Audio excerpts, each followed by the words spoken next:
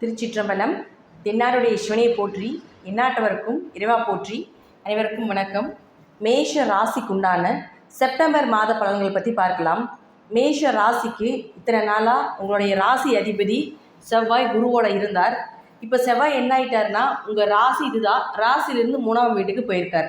அப்போ இந்த மாதம் பாருங்கள், உங்களுடைய முயற்சிகள் இது எல்லாமே கொஞ்சம் நல்லா இருக்கும். ஏன்னா 3ஆம் இடங்கிறது முயற்சி, காரிய ஜெயம், உங்களுடைய சகோதரன் சகோதரிகள், உடன் பிறந்தவர்கள், இதையெல்லாம் சொல்கிற ஒரு இடமா இருக்கிறதுனால எப்போவுமே ராசி அதிபதி லக்னாதிபதி 3இல் இருந்தால் யாரோ ஒருத்தர் சப்போர்ட் பண்ணுவாங்க.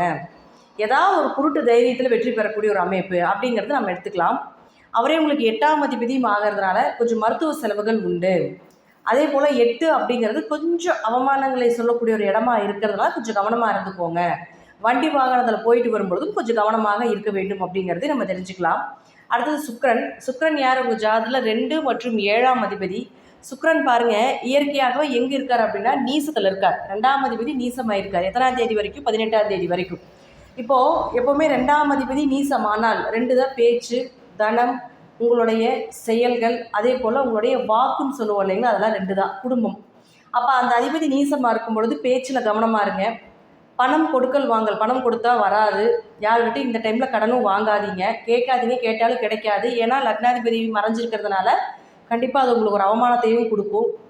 அதே போல் பாருங்கள், யாருக்கு வாக்கு கொடுக்கறது, ஜாமீன் கையெழுத்து போடுறது, இதெல்லாம் இந்த மாதம் வச்சுக்கிட்டிங்கன்னா நிச்சயமாக உங்களுக்கு பிரச்சனைகளை ஏற்படுத்தி கொடுக்கும். சுக்கிரன் உங்களுக்கு 2 மற்றும் இல்லாமல் 7ஆம் அதிபதியும் கூட. அப்போ 7ஆம் அதிபதி நீசமாகிறது அப்படிங்கிறது கணவன் மனைவிக்குள்ள கருத்து வேறுபாடுகள், பேச்சால் பல பிரச்சனைகளும் வரக்குண்டான வாய்ப்புகள் உண்டு. அப்போ 18ஆம் தேதி வரைக்கும் பார்த்துட்டிங்கன்னா கொஞ்சம் இது சார்ந்த விஷயத்தில் கொஞ்சம் கவனமாக இருங்க. அடுத்து 18ஆம் தேதிக்கு மேலே இந்த சுக்கிரன் உங்களுக்கு 7ஆம் வீட்டுக்குள்ளே வருவார். அப்போ திருமணம் சார்ந்த விஷயங்கள் கைகூடும். நல்ல வரன் தேடி வருவதற்குண்டான வாய்ப்புகள் உண்டு.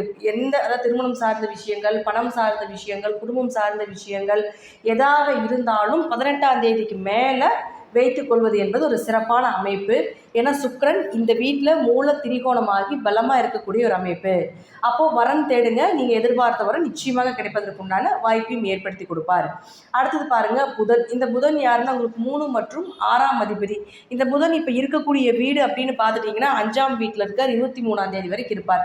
பொதுவாக 3 குடையவரும் 6 குடையவரும் 5இல் இருப்பது ஒரு யோகம். பெரிய அளவுக்கு கடன், நோய், வம்பு வழக்குகள் இதெல்லாமே இருக்காது. கடன் இருந்தாலும் அடைக்க வேண்டிய ஒரு சூழ்நிலைகளை கொடுத்துருவார். அடுத்தது பாருங்கள், இந்த புதன் 23ஆம் தேதிக்கு மேலே 6ஆம் வீட்டுக்கு வருவார். அப்போ 23ஆம் தேதிக்கு மேலே 6 குடையவர் 6ஆம் வீட்டுக்கு வரும் பொழுது இது ஒரு நல்ல ஒரு அமைப்பு. 6ஆம் அதிபதி 6ஆம் வீட்டில் இருப்பது எதிரிகளை ஜெயிக்கக்கூடிய அமைப்பு. கேதுவோடு சேர போகிறார். அப்போ புதன் கேது சேர்க்கை அப்படிங்கிறது கொஞ்சம் டாக்குமெண்ட் விஷயத்தில் கவனமாக இருந்துக்கோங்க. பத்திரப்பதிவு பண்ணுறது இதெல்லாமே முன்னாடியே வச்சுக்கணும்.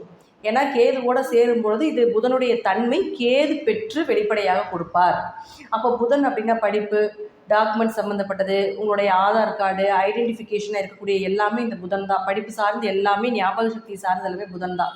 அதெல்லாமே கொஞ்சம் மந்தமாவதற்குண்டான வாய்ப்புகள் உண்டு. ஆனால் எதிரிகளை ஜெயிப்பீங்க, நோய் அகலும், இதெல்லாமே நிச்சயமாக உண்டு. வேலை வாய்ப்புகள் நிச்சயமாக கிடைக்கும். வேலை தேடிட்டு இருக்கீங்க அப்படின்னா அந்த 23ஆம் தேதிக்கு மேலே எங்கேயாவது கேதுன்னா வெளிநாடு, வெளியூர் இப்படி சொல்லக்கூடிய ஒரு இடம். அப்போ வெளிநாட்டில் வெளியூரில் எங்கேயாவது வேலைக்கு போகலான்ட்டு இருக்கீங்க, அதாவது சொந்த ஊருட்டு வெளியே எங்கேயாவது வேலை தேடலான்ட்டு இருக்கீங்கன்னா 23ஆம் தேதிக்கு மேலே தேடி நிச்சயமாக கிடைப்பதற்குண்டான வாய்ப்புகளை இந்த புதன் ஏற்படுத்தி கொடுப்பார். அடுத்தது உங்களுக்கு குரு. இயற்கையாக குரு பாருங்கள் 9, 12ஆம் அதிபதியாகி 2ஆம் வீட்டில் இருக்கார். நம்ம குரு பயிற்சி முதலே கொடுத்துருப்போம். இந்த மாதம் அப்படின்னு பார்த்துட்டிங்கன்னா மேஷ ராசியை பொறுத்த வரைக்கும் குரு 2இல் இருக்கிறதுனால ஏதாவது ஒரு பணம் ரோலிங் ஆயிரும் அப்படிங்கிற அமைப்பு இந்த வருடம் முழுவதும் இருந்தாலும் கூட ராசி அதிபதி கொஞ்சம் மறைகிறதுனால, அதே போல் சுக்கிரனும் நீசமாகிறதுனால கொஞ்சம் கவனமாக இருங்க. எல்லா விஷயத்துலேயும் கொஞ்சம் கவனமாக இருங்க. பணம் கொடுக்கல் வாங்கல், குடும்பம் சார்ந்த விஷயங்கள் இது எல்லாமே ஒரு 18ஆம் தேதிக்கு மேலே வைத்துக்கொள்வது என்பது ஒரு சிறப்பான விஷயமாக இருக்கும். மேஷ ராசியை பொறுத்த வரைக்கும் இந்த மாதம் அதிகமாக பெருமாளை வழிபாடு செய்யும் பொழுது நோய் நொடியிலிருந்து ஓரளவு தப்பித்துக் கொள்வதற்குண்டான வாய்ப்பையும் இந்த பெருமாள் அருள்வார் அப்படிங்கிறதுலேயும் மாற்றம் கிடையாது. நான் சொல்லக்கூடிய கருத்துக்கள் தசாபுத்திப்படி சிறிது மாறுபடலாம். நன்றி. மீண்டும் ஒரு நல்ல பதிவில் சந்திக்கலாம். திருச்சிற்றம்பலம், தில்லையம்பலம், ஸ்ரீ நரசிம்மர் திருவிகளே சரணம்.